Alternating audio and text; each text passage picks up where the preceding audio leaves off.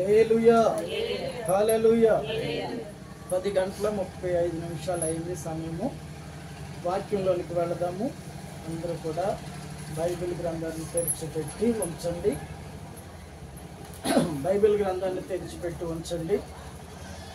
పోయిన వారము నేను రాలేదు, వేరే సహోదరుడు వచ్చి ఆరాధన నడిపించడం జరిగింది. మీరు అందరూ కూడి వచ్చారని తెలిసింది.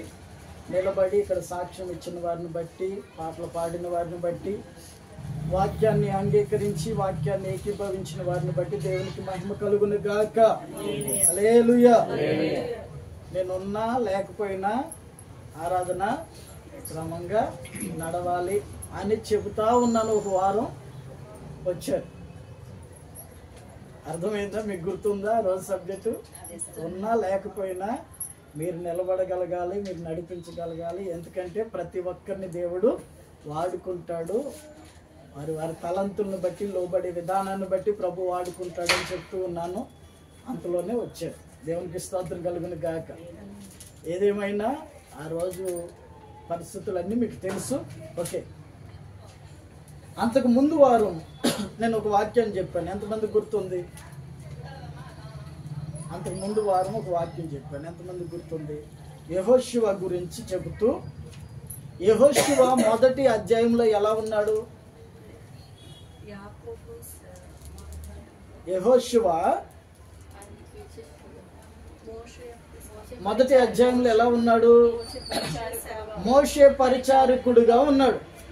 మొదటి అధ్యాయంలో దేవుడే మాట్లాడుతున్నాడు. మోషే పరిచారకుడును నూను కుమారుడైన యెహోషువ.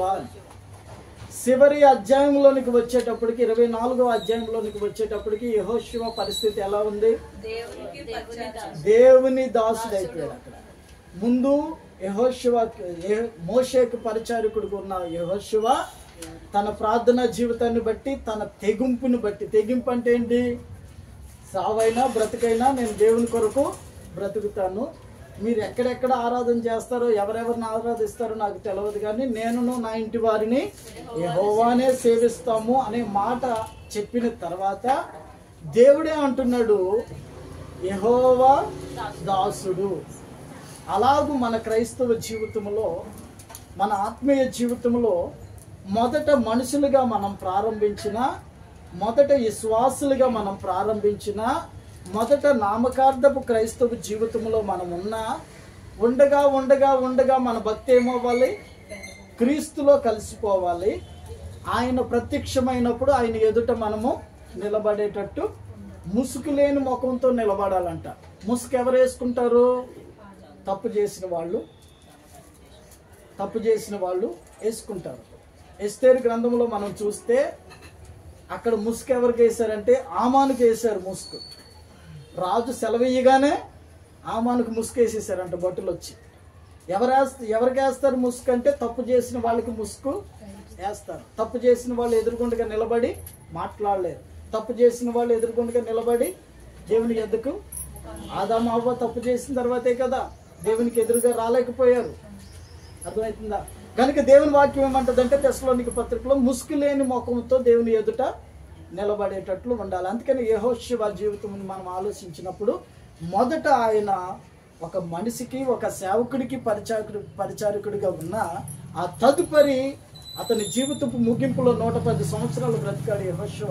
తన జీవితం ముగింపులోకి వచ్చేటప్పటికి యెహోవాకే దాసుడిగా మార్చబడ్డాడు. ఓకే, ఈరోజు సబ్జెక్ట్ అది కాదు. వాక్యాన్ని చదువుకుందాం. యాకోబు విషయాన్ని మనం గమనిద్దాం. ఈ రోజున యాకోబు విషయాన్ని గమనిద్దాం. యాకోబు జీవితాన్ని మనం చూసినప్పుడు చాలా మంది ఆ పేరు ఎత్తగానే యాకోబు మోసగాడండి, మిమ్మల్ని మోసం చేసాడా? హల్లెలూయా. మనం మోసం చేసాడా యాకోబు? కాదు. కానీ మనం కూడా ఏమంటాము? యాకోబు మోసగాడు అంటాం. హల్లెలూయా. సరే, ఆయన జీవితాన్ని కొన్ని లక్షణాలు మనం చూద్దాం. జస్ట్ ముందు వెనక అంతే. 32వ అధ్యాయము, ఆదికాండం 32వ అధ్యాయము 22వ వచనం. ఆదికాండం 32వ అధ్యాయము 22వ వచనం. ఆ రాత్రి అతడు లేచి తన ఇద్దరు భార్యలను తన ఇద్దరు దాసులను తన 11 మంది పిల్లలను తీసుకుని యబ్బోకు రేవు దాటిపోయెను. యాకోబు వారిని తీసుకుని ఆ రేవు దాటించి తనకు కలిగినదంతయు పంపివేసెను. యాకోబు ఒక్కడు మిగిలిపోయెను. ఒక నరుడు తెల్లవారు వరకు అతనితో పెనుగులాడెను. తాను అతన్ని గెలవకుండుట చూసి తొడగూటి మీద అతన్ని కొట్టెను. అప్పుడు అతడు ఆయనతో పెనుగులాడుట వలన యాకోబు తొడగూడు వసలెను. ఆయన తెల్లవారుచున్నది గనుక నన్ను పోనిమ్మనగా అతడు నీవు నన్ను ఆశీర్వదించితేనే గాని నిన్ను పోనీయనెను. ఆయన నీ పేరేమని అడగగా అతడు యాకోబు అని చెప్పెను.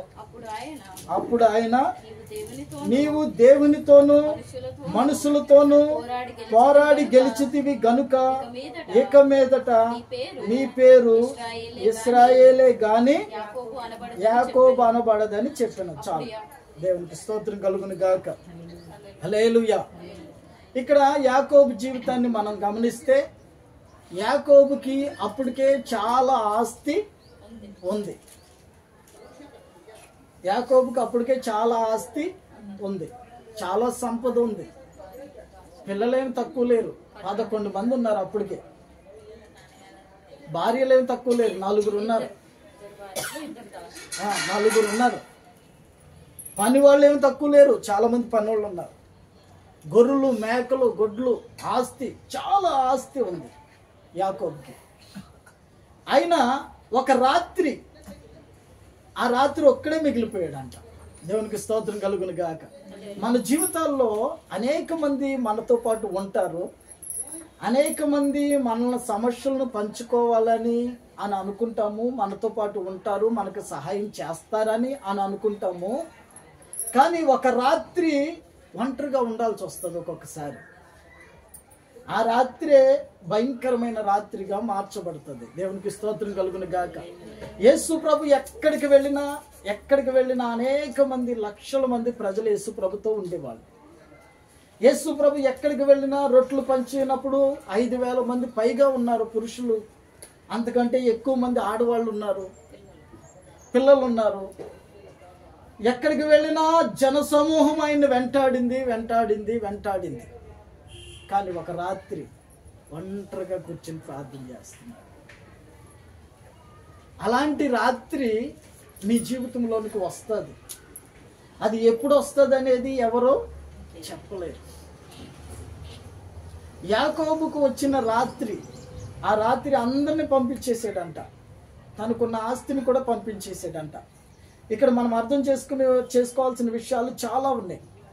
మొదట యాకోబు బయలుదేరి వెళ్ళేటప్పుడు ప్రార్థన చేశాడు. ఏమని? ఒక్కడే ఉన్నాడు, అప్పుడు కూడా ఒక్కడే ఉన్నాడు. చేతికర్ర ఒకటి చేతిలో ఉంది, ఒక కొబ్బరి నూనె బాటిల్ ఉంది, ఆయిల్ ఉంది. 28వ అధ్యాయంలో ఒక్కడే ప్రార్థన చేస్తున్నాడు. ఏమని ప్రార్థన చేస్తున్నాడు యాకోబు? 28వ అధ్యాయం చదవండి.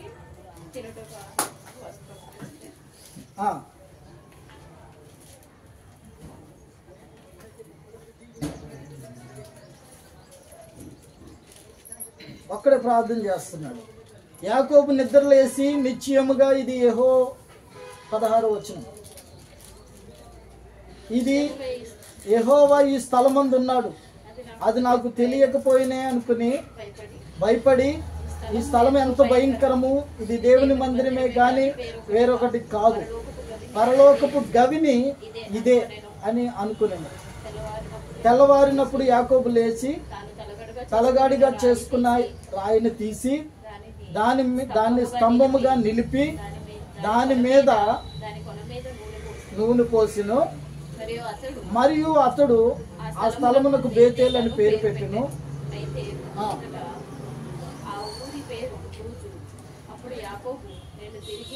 నేను ఇక్కడ ప్రార్థన చేస్తున్నాడు యాకోబు. అప్పుడు యాకోబు, నేను తిరిగి నా తండ్రి ఇంటికి క్షేమంగా వచ్చినట్లును దేవుడు నాకు తోడై ఉండి నేను వెళ్ళుచున్న ఈ మార్గములో నన్ను కాపాడి తినుటకు ఆహారము ధరించుకున్నటకు వస్త్రము నాకు దయచేసిన ఎడల యెహోవా నాకు తోడై ఉండెను, దేవుడై ఉండెను. చిన్న ప్రార్థన చేశాడు, చిన్న ఒప్పుకున్నాడు. ఆ కింద మాట మనం చూస్తే, నేను సంపాదించిన దాంట్లో 10వ వంతు నీకు ఆ దేవుడికి ఇచ్చేస్తానని మొక్కుకున్నాడు. ఎందుకు మొక్కుకోవాల్సి వచ్చిందంటే అది కూడా ఒక భయంకరమైన రాత్రి. యాకోబు జీవితాల్లో ఈ రాత్రులు చాలా గడిచినాయి. దేవునికి స్తోత్రం కలుగును గాక.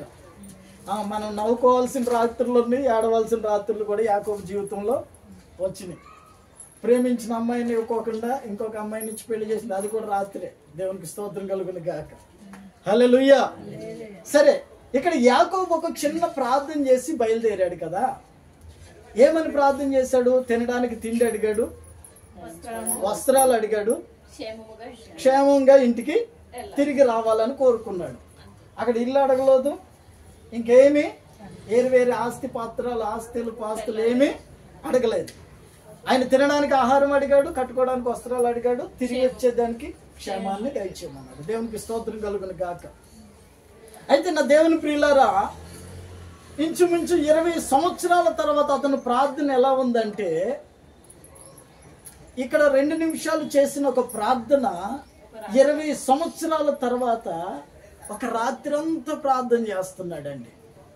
ఇక్కడ ఒంటరిగానే ఉన్నాడు, అక్కడ కూడా ఒంటరిగానే ఉన్నాడు. దేవునికి స్తోత్రం కలుగును గాక. మనము దేవునితో సంభాషణ చేయాలన్నప్పుడు, దేవునితో సహవాసం చేయాలన్నప్పుడు ఒక్కొక్కసారి మన ఇంట్లోనో కానీ ఎక్కడైనా ఒంటరిగా కూర్చుని ప్రార్థన చేయడము నేర్చుకోవాలి. ఒంటరిగా కూర్చుని ప్రార్థన చేయడం నేర్చుకోవాలి. మందిరంలోకి వచ్చిన తర్వాత సమాజంగా కూడి ప్రార్థన చేయడము నేర్చుకోవాలి. వెళ్ళేటప్పుడు ప్రార్థన చేయడము నేర్చుకోవాలి, వచ్చేటప్పుడు ప్రార్థన చేయడము నేర్చుకోవాలి.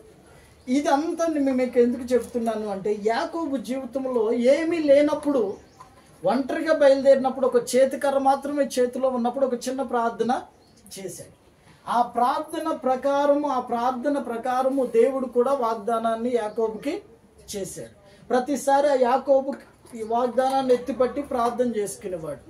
పొలాల్లో ఉన్నప్పుడు కానీ, ఇళ్ళ దగ్గర ఉన్నప్పుడు కానీ, గొర్రెలను మేపుతున్నప్పుడు కానీ, ఎక్కడైనా యాకోబు దేవుణ్ణి మర్చిపోయినట్లు లేదు.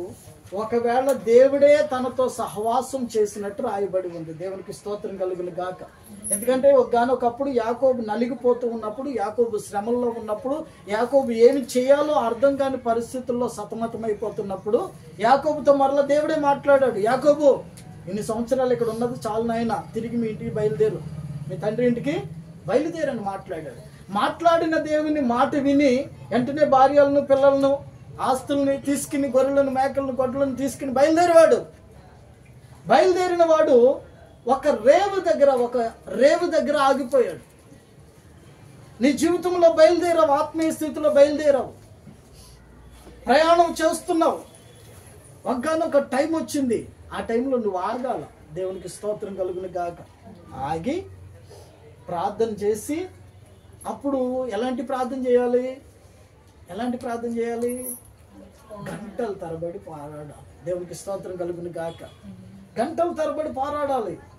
అప్పుడు చేసింది చిన్న ప్రార్థనే, కానీ విశ్వాస జీవితం పెరిగే కొంది, విశ్వాసంలో అది ఆశీర్వదింపబడే కొంది నీ ప్రార్థన ఎలా ఉండాలి? గంటల తరబడి ప్రార్థన చేసేటట్టు ఉండాలి. దేవునికి స్తోత్రం కలుగును గాక. మత్తయి సువార్త 18 అధ్యాయంలో కూడా యేసుప్రభు ఏమంటున్నాడు? వారు ఇసుకగా ప్రార్థన చేయుచుండవలెనని ఒక స్త్రీ గురించి అక్కడ చెప్పినట్లు మనము చూస్తున్నాం. దేనికోసం స్త్రీ గురించి చెప్పాడు?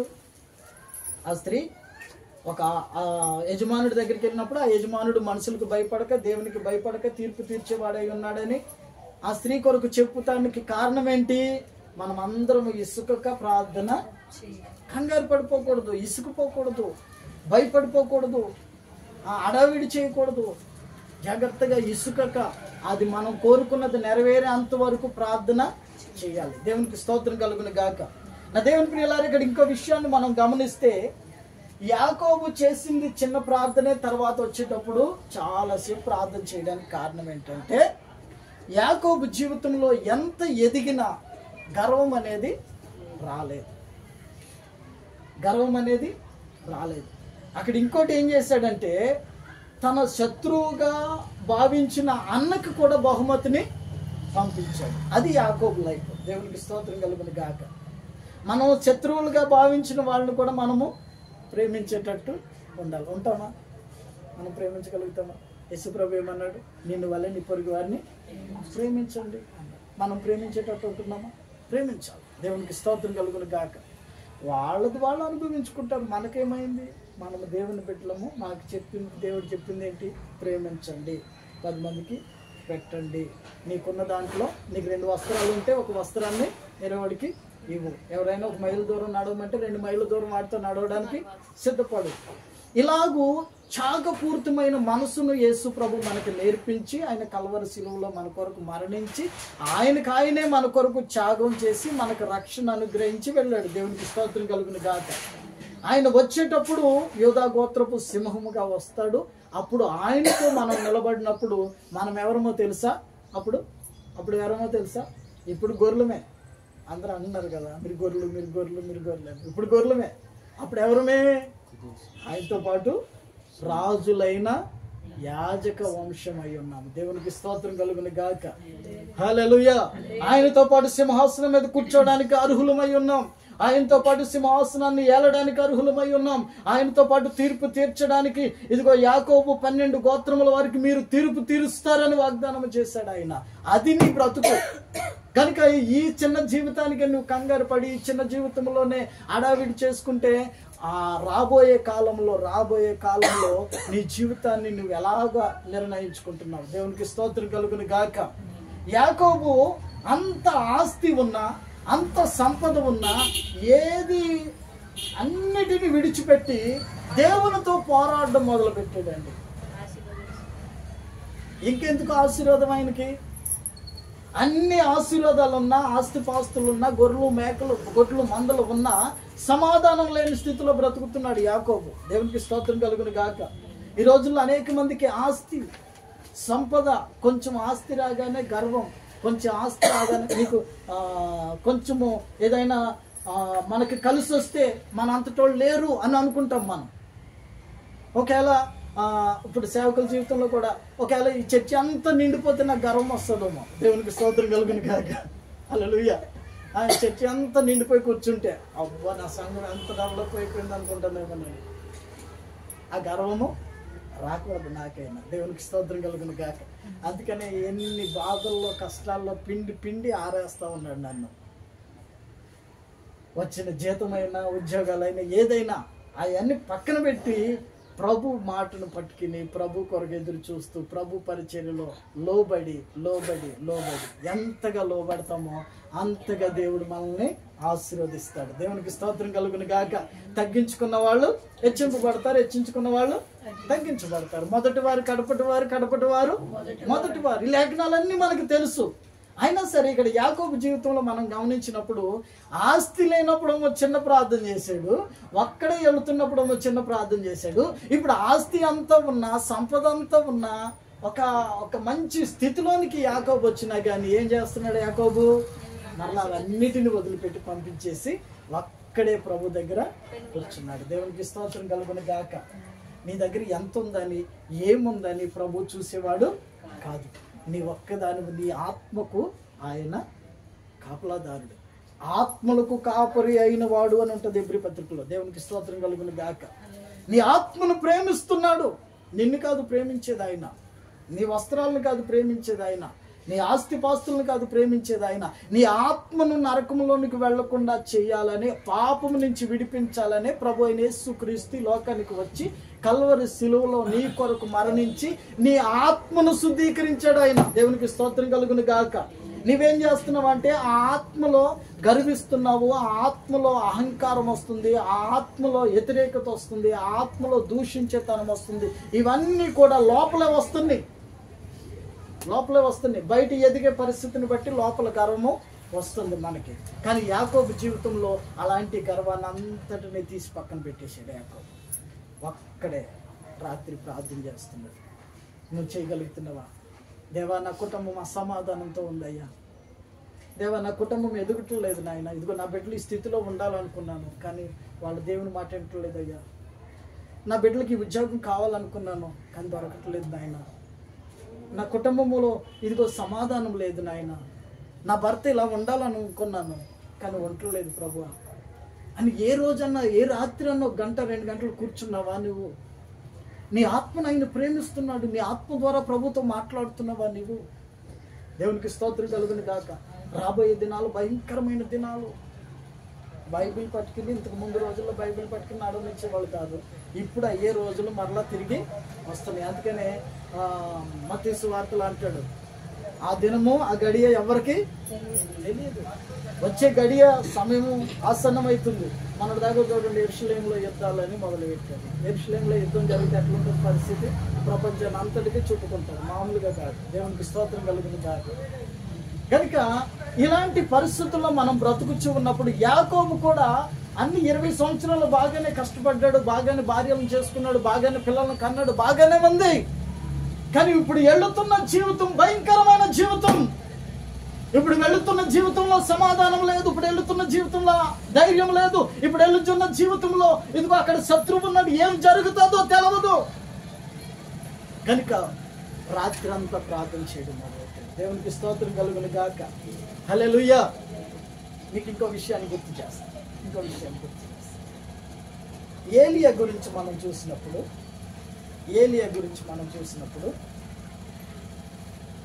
ఏలియా ఎలాంటి వాడు? యాకోబు పత్రికలో ఉంటుంది, మీరు చదవద్దులే కానీ యాకోబు పత్రికలో ఏముంటుంది అంటే, ఏలియా మనవంటి, ఈ మాట గుర్తున్న వాళ్ళు చెప్పండి గట్టిగా, స్వభావం గలవాడే, ముసుకేసుకుని ఇంట్లో కూర్చున్నాడా? ఏం చేశాడు? ఆయన వర్షం కురవకూడదని ప్రార్థన చేస్తే 3.5 సంవత్సరాలు వర్షం ఆగిపోయింది. కురవమని ప్రార్థన చేస్తే మరలా దేవుడు వర్షం ఇచ్చాడు. ఆయన ఎలాంటి వాడంట? ఏలియా ఎలాంటి వాడంట? మనలాంటి బుద్ధి కలిగినోడే, మనలాంటి స్వభావం కలిగినోడే, మనలాంటి మనసు కలిగినోడే. మనకులాగానే ఆకలి అవుతుంది, మనకులాగానే వస్త్రాలు కావాలి, మనకులాగానే అన్ని కావాలి. ఆయనకి దేవునికి స్తోత్రం కలుగును కాక. మనలాంటి మనిషి అంటుంది బైబిల్, మనలాంటి స్వభావం కలిగిన వాడు. అయినా ఆయన ప్రార్థన చేస్తే అద్భుతాలు జరిగినాయి. మరి నువ్వు ప్రార్థన చేస్తే జరగవు అద్భుతాలు? జరుగుతాయి. ఎలా ప్రార్థన చేయాలి? ఏలియా ఒకప్పుడు రాజు ఎదుట నిలబడ్డప్పుడు ఎలా నిలబడ్డాడో తెలుసా? ఒక కర్ర పట్టుకుని, ఇగో రాజా, నేనేమనుకుంటున్నావు, నేనంటే ఏమనుకుంటున్నావు? వర్షం కురవమంటే కురుస్తుంది, ఆగమంటే ఆగుతుంది. అగ్ని కురవమంటే కురుస్తుంది, అగ్ని ఆగమంటే ఆగుతుంది. నేను యెహోవా సన్నిధిని నిలబడిన వాడిని అని గర్వంగా మాట్లాడాడు ఏలియా. సవాలుగా మాట్లాడాడు. అలాగే కర్మేలు పర్వతం మీదకి రమ్మన్నాడు. అక్కడ ఒక భయంకరమైన యుద్ధాన్ని గెలిచాడు. ఎలాంటి యుద్ధం అది? కత్తులు కటారాలతో కొట్టుకున్న యుద్ధమా? కత్తులు దూసిన యుద్ధమా? బళ్ళాలు పడిచిన యుద్ధమా? కాదు. ఒక్కడే నిలబడ్డాడు. ఎలాంటి యుద్ధం అది? శరీర సంబంధమైన యుద్ధము కాదు, అది ఆత్మ సంబంధమైన యుద్ధము. పోరాడి గెలిచాడు. దేవునికి స్తోత్రం కలుగును గాక.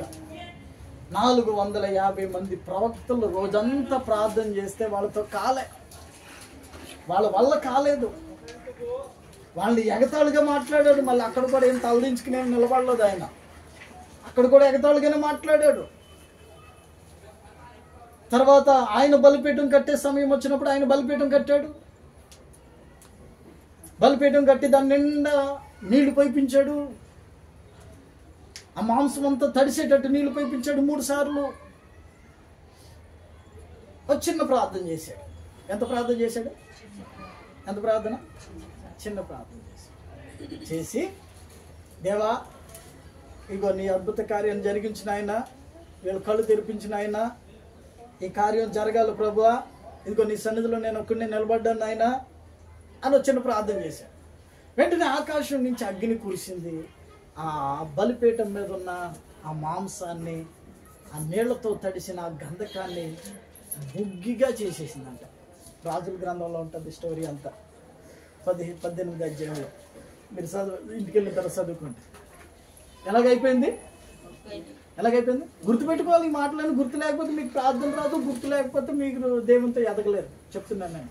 వాక్యాన్ని ఏ మనిషి అయితే గుర్తుపెట్టుకుంటారు. ఇందాక మనం కీర్తన గ్రంథంలో చదువు, ఎవడికి యాకోబు దేవుడు తోడై ఉండునో, ఎవని మనస్సు యెహోవా మీద ఆశ పెట్టుకునో వాడు ధన్యుడు. దేవునికి స్తోత్రం కలుగును గాక. కనుక వాక్యాన్ని గుర్తుపెట్టుకోవాలి, ప్రతి మాట గుర్తుపెట్టుకోవాలి. అదే నిన్ను రేపొద్దున నడిపిస్తుంది. ఈ బైబిల్ పట్టుకునే చదివే అవకాశం నీకు లేకపోవచ్చు రేపొద్దున. దేవునికి స్తోత్రం కలుగును గాక. ఒకవేళ శత్రువు వచ్చి బైబిల్ సింపేసినా, లేకపోతే శత్రువు వచ్చి బైబిల్ తగలబెట్టేసినా, బైబిల్ అమ్మకానికి లేకుండా చేయాలని చాలా మంది ప్రయత్నం చేస్తున్నారు. అవన్నీ కాని పనులు అనుకోండి. అయినా నీ పరిస్థితి ఏమవుతుందంటే, ఎవరు నీ దగ్గర బైబిల్ లాక్కోపోయినా చదవడానికి నీ కళ్ళు కనపడవు కొన్ని రోజులు ఆగితే. ఈ విషయం తెలుసా మీకు? హల్లెలూయా. రాజన్న ఇలాంటి లాజిక్లన్నీ మాట్లాడుతుంటాడు అనుకుంటారు కదా. ఇప్పుడు ఎవరు నా బైబిల్ లాక్కోరండి. ఇంకొక 40 సంవత్సరాలు వచ్చిన తర్వాత నేను చదవగలుగుతానా?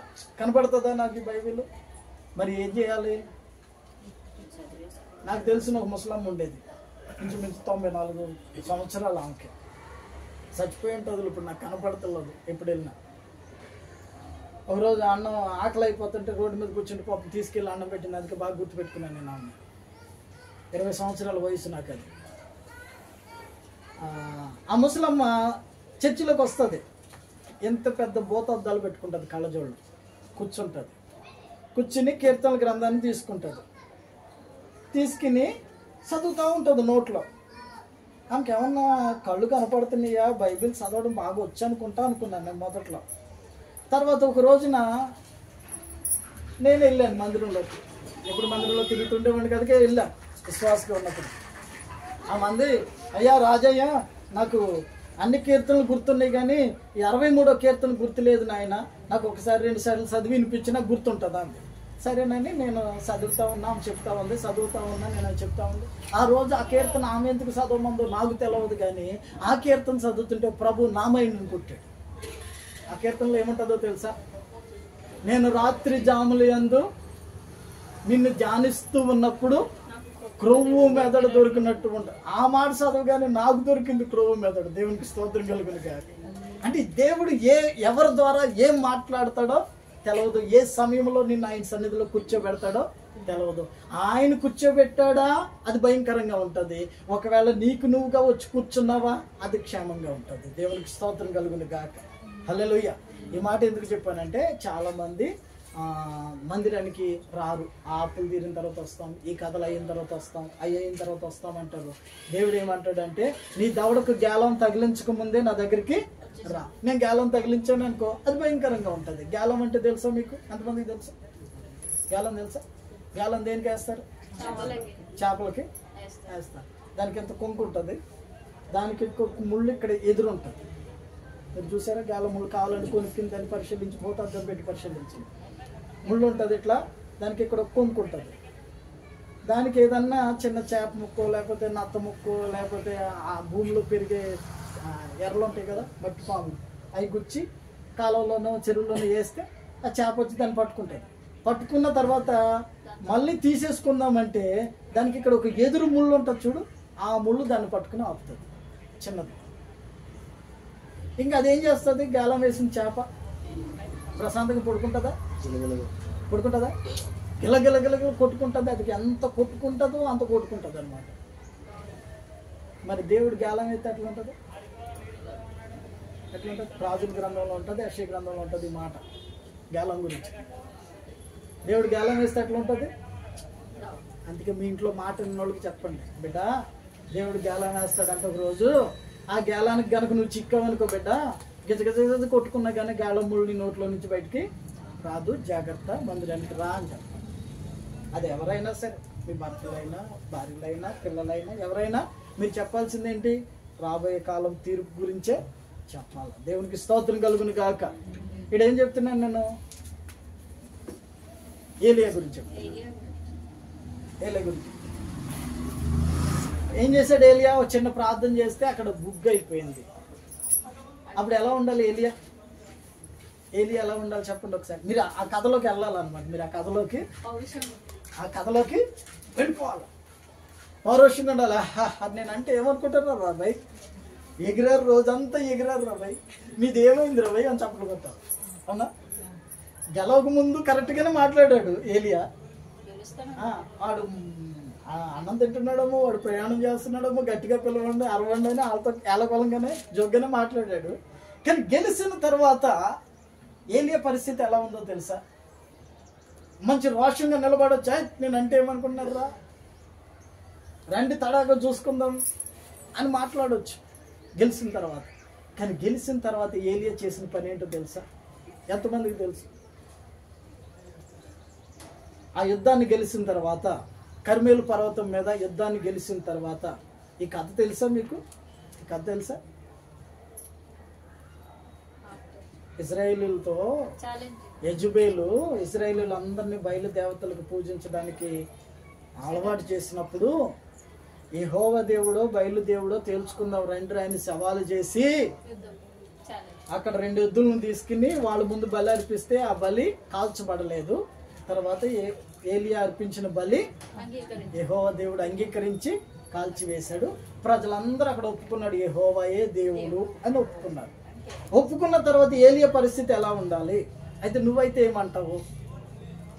నువ్వైతే అసలు భూమి మీద నిలబడతామో? మనం అయితే ఏమనుకుంటున్నారు, మేమంటే ఏమనుకుంటున్నారో అని అంటాం. కానీ ఏలియా ఏం చేశాడో తెలుసా? ఏం చేశాడో తెలుసా? చదవండి, ఒక్క మాట చదవండి. 41వ వచనం, 18వ వాక్యం, 41వ వచనం. పిమ్మట ఏలియా విస్తారమైన వర్షం వచ్చినట్లుగా దాన్ని పుట్టించుతున్నది. నీవు పోయి భోజనం చేయమని చెప్పగా అహాబు భోజనము చేయబోయేను గాని, అహాబు భోజనం చేయడానికి వెళ్ళాడు కానీ ఏలియా మాత్రము రాజగదిలోనికి వెళ్ళలేదు. ఏనండి, జాగ్రత్తగా ఏనండి. అహాబుని భోజనానికి వెళ్ళిపోమన్నాడు, విస్తారమైన వర్షం వచ్చేస్తుంది అని చెప్పాడు, అన్ని బాగానే ఉన్నాయి. కానీ ఏలియా మాత్రం ఇంటికి వెళ్ళి రెస్ట్ తీసుకోవాలా, ఏలియా మాత్రం గదిలోకి వెళ్ళి కూర్చోవాలా, ఏలియా మాత్రము పౌరుషంగా దండలు వేయించుకోలేదు, సాల్వలు కప్పించుకోలేదు, నిలబడలేదు. ఏలియా మాత్రం ఏలియా ఎక్కడికి వెళ్ళాడు? ఇప్పుడు కర్మేలు పర్వతం మీదకి వెళ్ళిపోయి నేల మీద పడి మోకాళ్ళ మధ్యన పెట్టుకున్నాడు. గెలిచిన వ్యక్తి ఎలా ఉండాలండి? గెలిచిన వ్యక్తి ఎలా ఉండాలి? మీరు ఆలోచించండి, ఆ సిచ్యువేషన్ ఆలోచించండి. గెలిచిన వ్యక్తి కాళ్ళు ఎగరేసి నేనంటే ఏమనుకుంటున్నారు బాబాయ్ అనాలి, భయపెట్టాలి ఒక్కొక్కరిని. ఏలియా వస్తుంటే వంగొంగి దండాలు పెట్టేటట్టు అయిపోవాలి జనం అందరూ. అక్కడ రెడ్ కార్పెట్ వేయాలి, చక్కగా పూలు చల్లాలి, అంత స్టేజ్ ఏలియాది అక్కడ. కానీ ఏలియా ఏం చేశాడో తెలుసా? పర్వతం మీదకి వెళ్ళిపోయి మోకరించలేదు, చేతులు పైకెత్తలేదండి. ఆయన ఏం చేశాడో తెలుసా? మోకాళ్ళ మధ్యలో తల. ఎవరు పెట్టుకుంటారో తెలుసా? అట్లా ఎవరు పెట్టుకుంటారో తెలుసా? మోకాళ్ళ మధ్యలో తల పెట్టుకునే వాళ్ళు ఓడిపోయిన వాళ్ళు పెట్టుకుంటారు.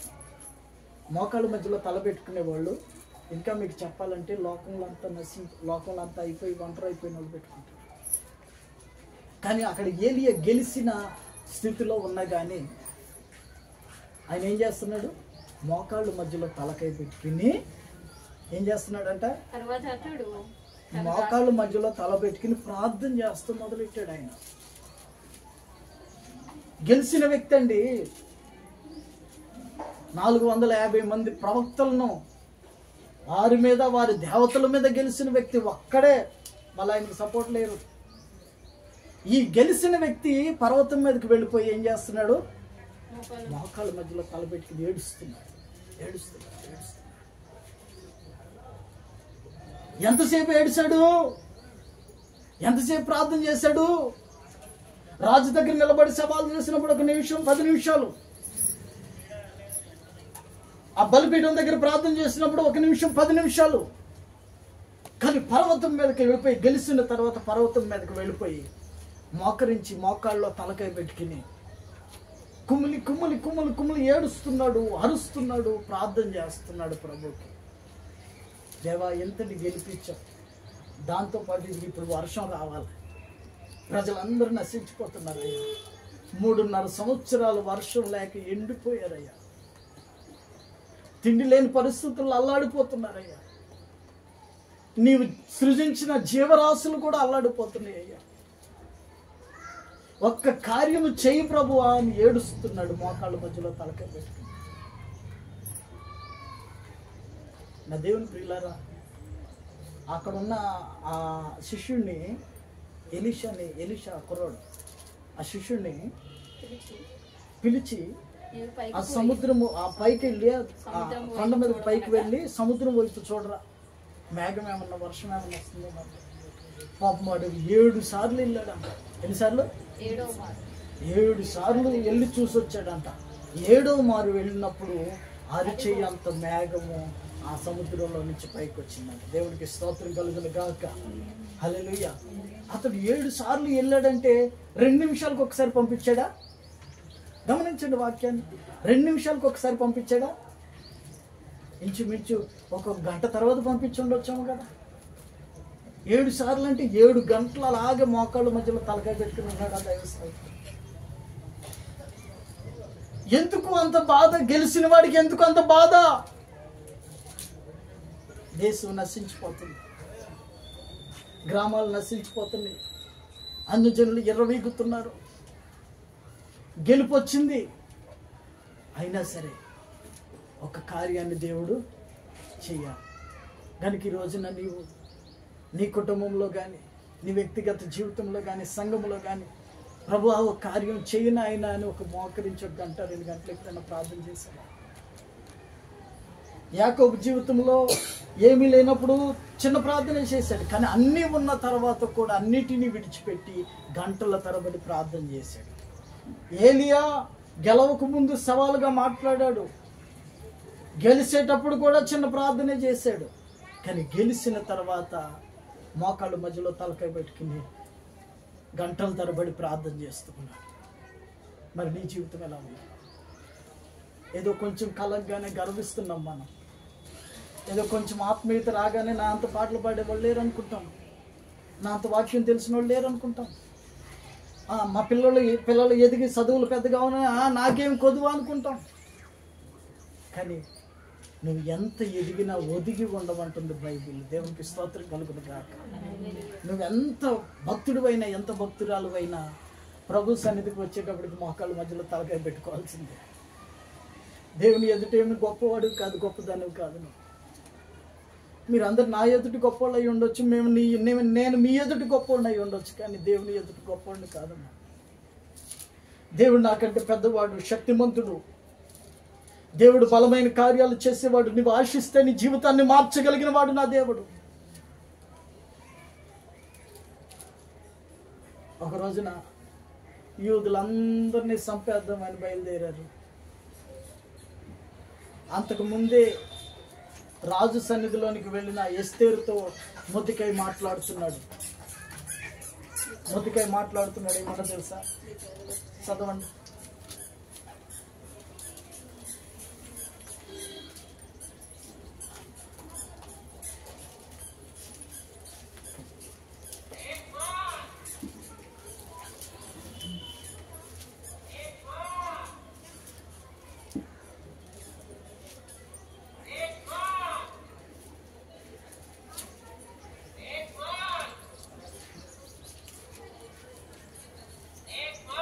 వచనం, 4వ అధ్యాయం 13వ వచనం.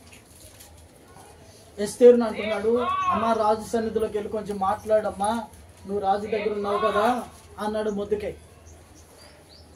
కానీ ఎస్తేరు అంటుంది, అయ్యా మీకు అందరికీ తెలుసు, రాజు ఆజ్ఞ లేకుండా ఎవరు వెళ్ళి మాట్లాడడానికి అవకాశము లేదు అంటుంది. కానీ మొర్దెకై ఏమంటున్నాడు ఎస్తేరుతో?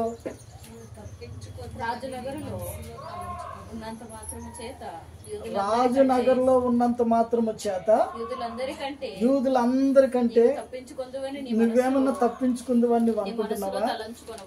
తలంచుకొనవద్దు. నీవి సమయమందు ఏమీ మాట్లాడక మౌనంగా ఉన్న ఎడల యూదులకు సహాయము విడుదలయు మరి ఒక్క దిక్కు నుండి వచ్చును గాని నీవును నీ తండ్రి ఇంటి వారును నశించుదురు.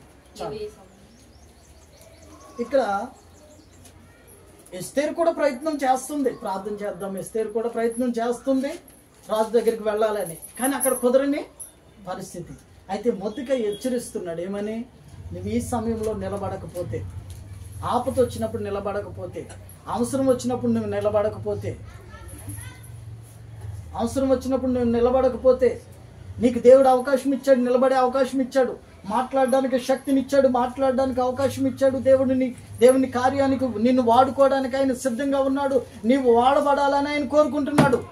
ఈ సమయమందు నువ్వేమీ మాట్లాడక మౌనంగా ఉంటే, నేను వెళ్తేనే అవుతుందా, నేను వెళ్ళకపోతే ఎవరు చేస్తారో చూద్దాం, నేను వదిలేస్తాను, నేను చెయ్యి వదిలేస్తా, ఎవరు చేస్తారో చూద్దాం అని అనుకుంటే యూదులకు ఎక్కడి నుంచి వస్తుందంట, వేరొక దారిలో నుంచో ఏరొక మార్గంలో నుంచో సహాయము దొరుకుతుంది.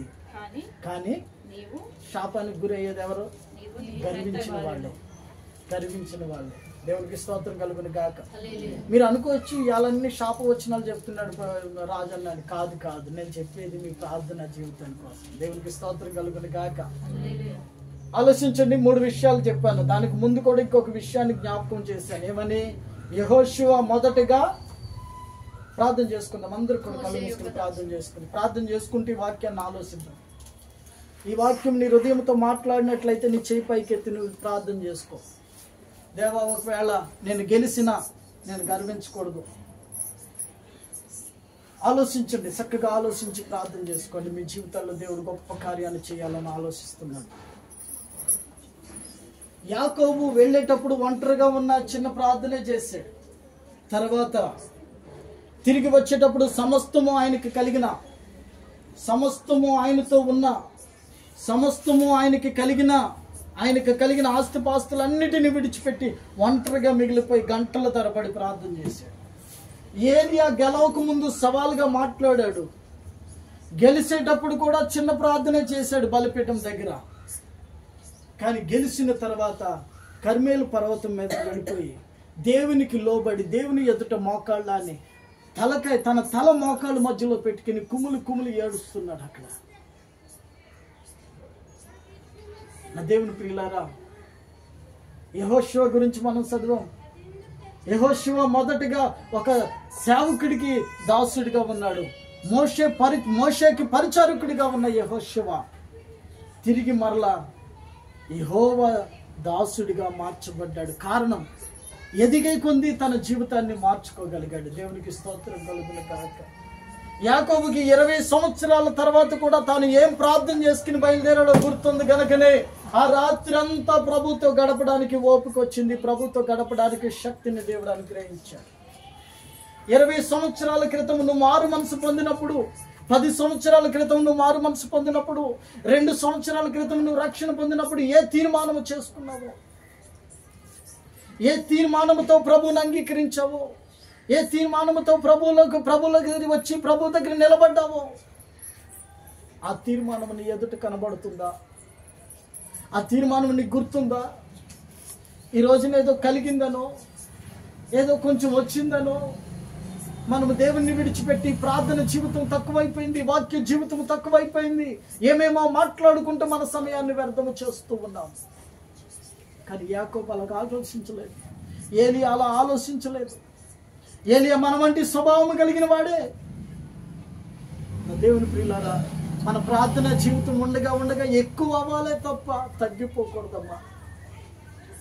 ఎక్కువగా మన ప్రార్థన జీవితం పెరగాలే తప్ప తగ్గిపోకూడదమ్మా.